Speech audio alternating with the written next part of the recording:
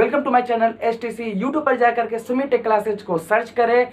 अगर वीडियो अच्छा लगे तो लाइक और कमेंट जरूर करें और हाँ, जितना हो सके शेयर करें। तो आज हम बात करने जा रहे हैं ट्रेड थ्योरी फर्स्ट ईयर का first chapter occupational safety and health. इस चैप्टर में आपको हम पहले भी बता चुके हैं कि आप अगर वर्कशॉप में काम कर रहे हैं, कोई भी अगर आप टेक्निकल में काम कर रहे हैं, चाहे वो इलेक्ट्रीशियन हो, फिटर हो, टर्नर हो, प्लम्बर हो, एनियल्स, कोई भी ट्रेड में काम कर रहे हैं, सबसे पहले उसको आप ऑक्यूपेशनल सेफ्टी एंड हेल्थ के बारे में पढ़ाया जाता है, जिससे वो वर्कशॉप में कोई भी काम का कोई भी खतरा हो तो उससे वो बचे, उससे वो अपने आप को बचा कर रखे, अलर्ट रखे।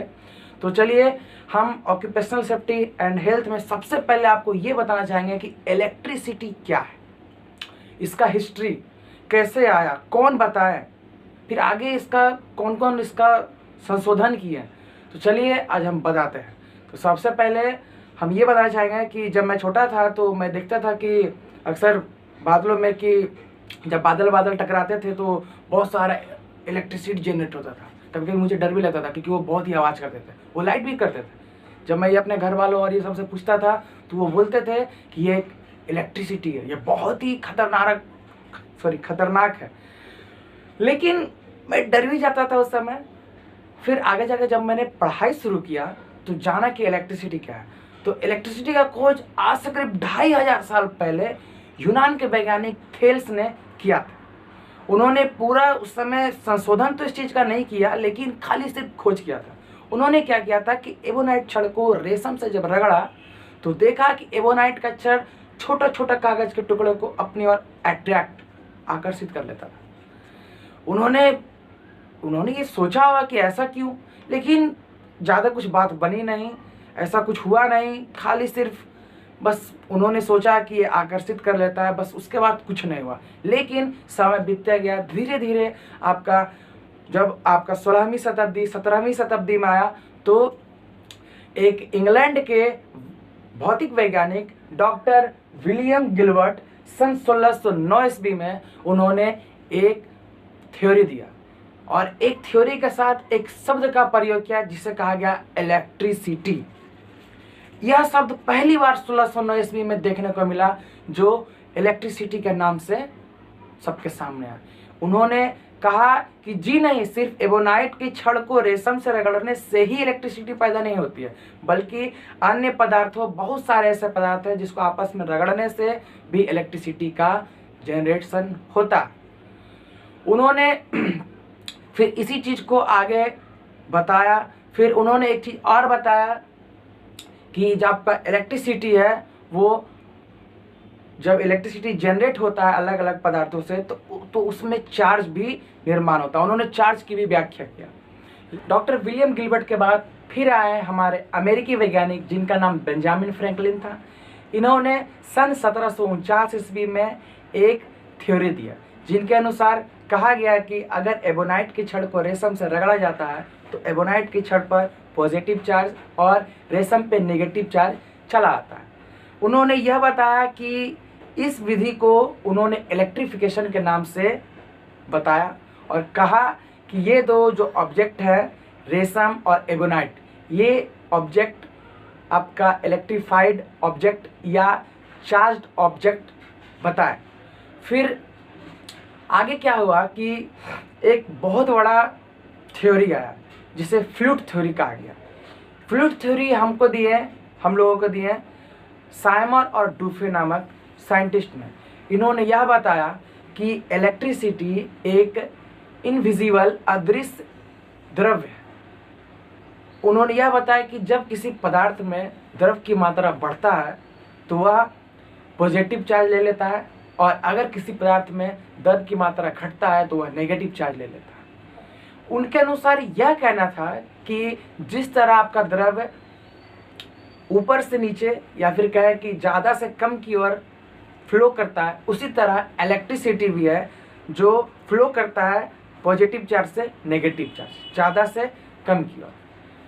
लेकिन आपने इतना सब वैज्ञानिक का नाम सुना जितना हम पहले कहें, ये सब थेल्स, बेंजामिन फ्रैंकलिन, गिलबर्ट, साइफर, डुफे, इन्होंने जो भी इलेक्ट्रिसिटी के बारे में बताया और खोज किया उसका कोई खासा उपयोग नहीं हो सका, इसका कोई व्यावसायिक उपयोग नहीं हुआ।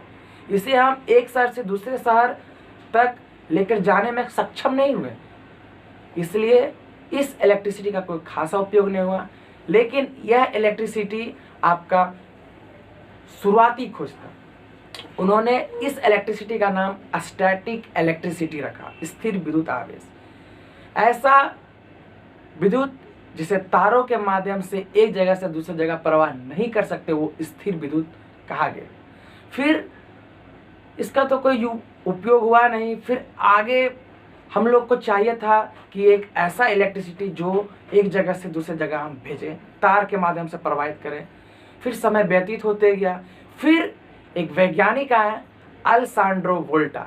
यह वैज्ञानिक इटली के थे। इन्होंने सन 1800 ईस्वी में रासायनिक अभिक्रिया के द्वारा एक ऐसा इलेक्ट्रिसिटी का इन्वेंट किया जिसे तार के माध्यम से हम लोग आसानी से प्रवाहित कर सकते थे।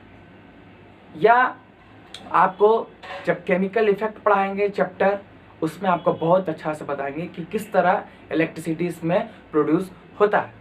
इन्होंने ही आपका डायनेमिक इलेक्ट्रिसिटी का खोज किया, मतलब ऐसा इलेक्ट्रिसिटी जो चल सकता। लेकिन इन्होंने जो इलेक्ट्रिसिटी को जनरेट किया वो एक सीमित ही था, वो ज़्यादा दूर तक नहीं जा सका। मतलब एक शहर से दूसरे शहर हम लोग नहीं भेज सके, बस कुछ आसपास ही उसका यूज कर सकते थे। फिर आपका इन्वेंट होना चालू हुआ, बढ़ते रहा।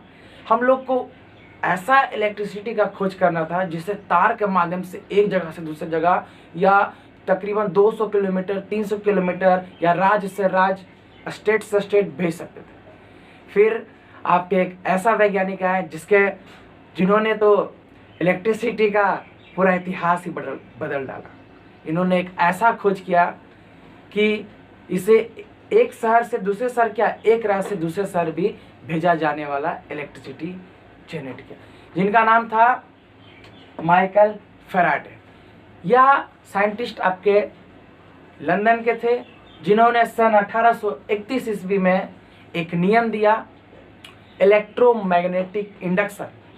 इनके अनुसार कहा गया कि जब किसी चालक को किसी भी चुंबकीय क्षेत्र में रख करके घुमाया जाता है तो वह चालक EMF जनरेट करता है।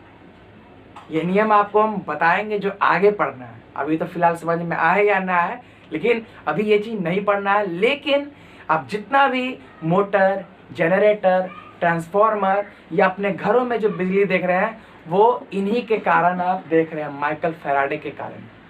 इन्होंने ही आपको आकर के इलेक्ट्रिसिटी का पूरा इतिहास बदल डाला। एक ऐसा इन्वेंट किया जिसे एक जगह से दूसरे जगह पहुंचाया जा सके, और इस इलेक्ट्रिसिटी को कहा गया डायनेमिक इलेक्ट्रिसिटी, जिसे तारों के माध्यम से बहाया जा सके। ऐसा इलेक्ट्रिसिटी जिसे तारों के माध्यम से आसानी से प्रवाहित किया जा सके वह डायनेमिक इलेक्ट्रिसिटी कहलाता है। डायनेमिक इलेक्ट्रिसिटी अलेसांड्रो वोल्टा भी दी है, लेकिन वो ज़्यादा दूर तक नहीं जा सकता है, वो बस एक सीमित था। लेकिन इन्होंने जो माइकल फैराडे ने जो नियम दिया वो एक बहुत ही अच्छा नियम था। ये था आपका विद्युत का इतिहास। एक चीज़ और, विद्युत का इतिहास तो आप समझ लिए, लेकिन विद्युत क्या है? विद्युत एक प्रकार का ऊर्जा है जिसे हम अन्य ऊर्जाओं में रूपांतरित करते हैं। जैसे विद्युत से प्रकाश ऊर्जा में, विद्युत से ध्वनि ऊर्जा में, विद्युत से ऊष्मीय ऊर्जा में, बहुत सारे ऊर्जा में, चुंबकीय ऊर्जा में, बहुत सारे ऊर्जा में इसको हम रूपांतरण करते हैं। तो ये था आपका इलेक्ट्रिसिटी का हिस्ट्री। अगला पॉइंट आपको पढ़ाएंगे जो इलेक्ट्रिशियन किसे कहते हैं वो पॉइंट। तो इसके लिए आप जितना हो सके हमारे अगर किसी भी स्टूडेंट को समझ में नहीं आया तो नीचे कमेंट बॉक्स में कमेंट करें, हम उनको आंसर बताएंगे। और अगला पॉइंट हम जल्दी ही अपलोड करेंगे। इसके लिए जय हिंद, जय भारत।